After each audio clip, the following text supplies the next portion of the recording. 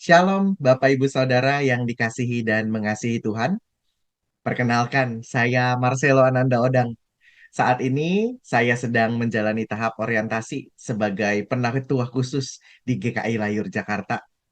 Senang dapat menyapa Bapak Ibu Saudara di dalam sapaan gembala kali ini. Tema yang akan saya bawakan saat ini adalah kelelahan kita berharga bagi Tuhan.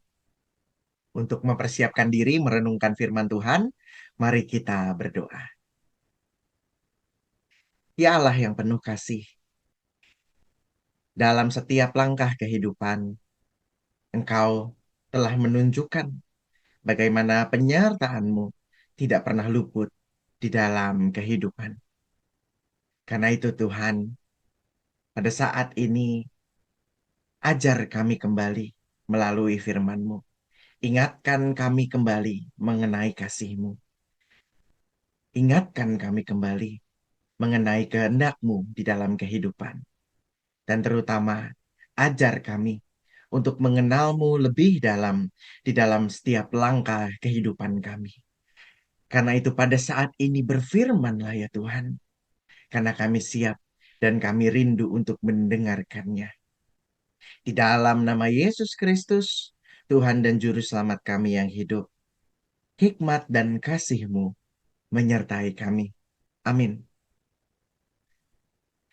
Bacaan Alkitab kita saat ini menurut 1 Raja-Raja pasal 9 ayat 4 dan 13. 1 Raja-Raja 9 ayat 4 dan 13. Perikop lengkapnya dapat Bapak Ibu baca sendiri di rumah masing-masing ya. Saya akan bacakan ayat ini untuk kita semuanya.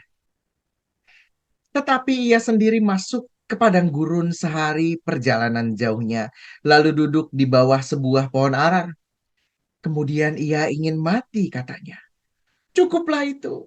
Sekarang ya Tuhan, ambillah nyawaku. Sebab aku ini tidak lebih baik daripada nenek moyang. Ayat 13-nya, segera sesudah Elia mendengarnya, ia menyelubungi mukanya dengan jubahnya. Lalu pergi keluar dan berdiri di pintu gua itu. Maka datanglah suara kepadanya yang berbunyi, apakah kerjamu di sini, hai Elia?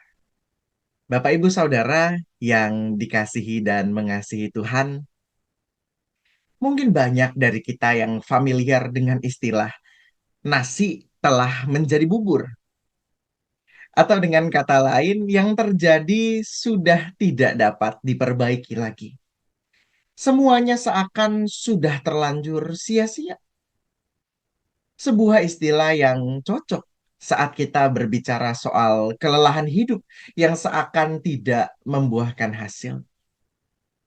Ketika kita merasa usaha yang sudah saya lakukan ternyata sia-sia. Ketika semua kerja keras itu hanya berujung pada hasil yang menurut kita tidak berharga dan tidak sepadan. Mungkin perasaan ini juga yang saat itu dirasakan oleh Elia. Saat dia telah selesai membuktikan kuasa Allah Israel kepada 450 Nabi Baal yang dihadapinya seorang diri. Tentu Elia berharap bahwa apa yang telah dilakukannya dapat membuat Raja Ahab dan bangsa Israel bertobat kepada Allah yang benar. Namun, bukannya pertobatan, justru hasil yang didapatkan Elia adalah ketakutan yang besar karena dirinya akan dibunuh oleh Raja Ahab.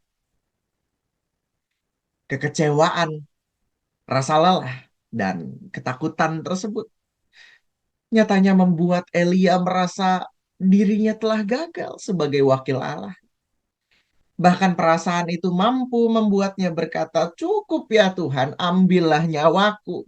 Sebab aku ini tidak lebih baik daripada nenek moyang. Namun di dalam kekecewaan, bahkan kelelahan yang dialaminya, Allah justru berkata kepadanya, apakah kerjamu di sini, hai Elia?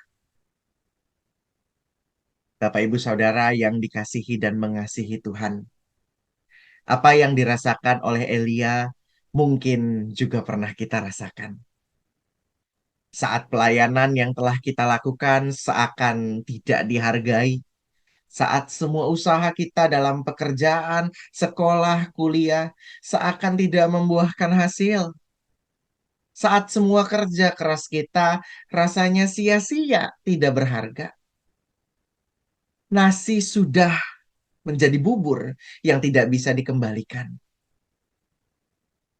Namun di dalam kondisi ini, percayalah bahwa Allah juga sedang bertanya kepada kita secara pribadi, apakah kerjamu di sini?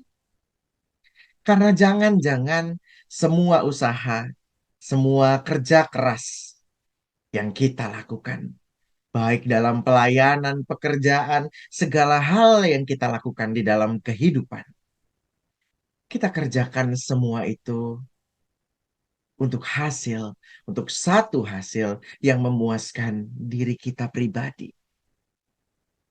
Sebagaimana pertanyaan Allah pun membuat Elia sadar bahwa semua keajaiban yang terjadi melalui dirinya, semua pelayanan yang telah dilakukannya, jangan-jangan sudah bukan berbicara untuk Allah, melainkan dirinya yang ingin agar bangsa Israel bertobat melalui perbuatannya. Inilah sebabnya Elia menyelubungi atau menutupi mukanya dengan jubah, Bapak Ibu Saudara. Karena dia begitu malu dengan dirinya.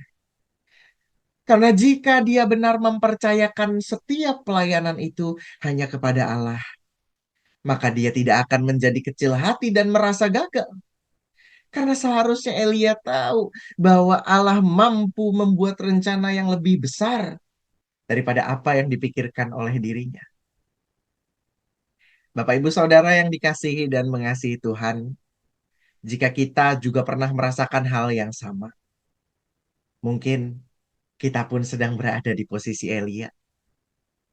Jangan-jangan semua kerja keras itu, semua usaha yang kita lakukan, jangan-jangan semuanya kita landaskan kepada keegoisan kita, kepada keinginan pribadi kita, bukan kepada Tuhan. Jika kita pernah atau sedang mengalaminya, mari kembali mengingat bahwa saat kita benar melandaskan segala usaha kita di dalam Tuhan, maka kegagalan atau kelelahan kita tidak akan pernah menjadi sia-sia. Karena Allah mampu membuat segala kegagalan atau kelelahan itu menjadi jauh lebih berharga dari apa yang bisa kita pikirkan. Seperti nasi yang telah menjadi bubur. Allah pun mampu membuat bubur itu tidak sia-sia, Bapak Ibu Saudara. Karena dia bisa saja membuatnya jadi bubur ayam. Pakai telur, pakai kerupuk, pakai cakwe. Yang bahkan harganya lebih mahal dari sekedar nasi biasa. Jadi sudahkah kita melandaskan segala usaha, kelelahan bahkan kekecewaan kita kepada Allah? Kiranya Tuhan memberkati kita semua. Shalom. Sampai berjumpa lagi.